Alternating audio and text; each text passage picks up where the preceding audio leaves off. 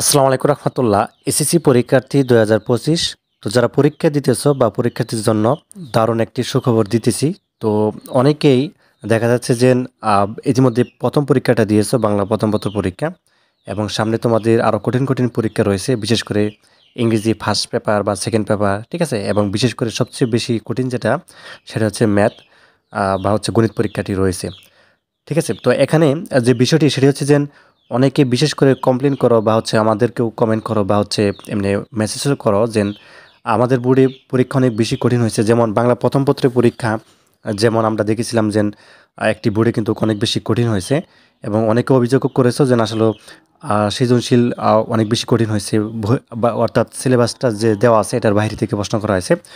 তো এই যে বিষয়গুলো রয়েছে, দেখা যাচ্ছে তোমরা অনেক বোর্ডের প্রশ্নই আসলে তোমরাও দেখো যে আসলে এই বোর্ডের প্রশ্ন সহজ হয়েছে বা আমাদের বোর্ডের প্রশ্ন কঠিন হয়েছে। এই যে বিষয়গুলো রয়েছে, এই বিষয় নিয়ে অনেকে হচ্ছে আপসেট রয়েছে। তো তোমাদেরকে সুখবর বা সুসংবাদটা দিতে চাই, সেটা হচ্ছে যে দেখো, পার্টিকুলারলি কোনো বোর্ডের যদি পরীক্ষা অনেক বেশি কঠিন হয়, দেখা যাচ্ছে যে স্টুডেন্ট বেশি ফেল করবে বা হচ্ছে দেখা যাচ্ছে অনেক স্টুডেন্ট ফেল করার সম্ভাবনা রয়েছে। সেক্ষেত্রে কিন্তু ওই বোর্ডের খাতা কিন্তু খুব ইজিভাবে দেখা হবে, এবং শুধু তাই নয়, এ ব্যাপারে কিন্তু শিক্ষকরাও তোমাদেরকে হেল্প করবে। আচ্ছা, ছোট্ট একটা অ্যানাউন্সমেন্ট রয়েছে।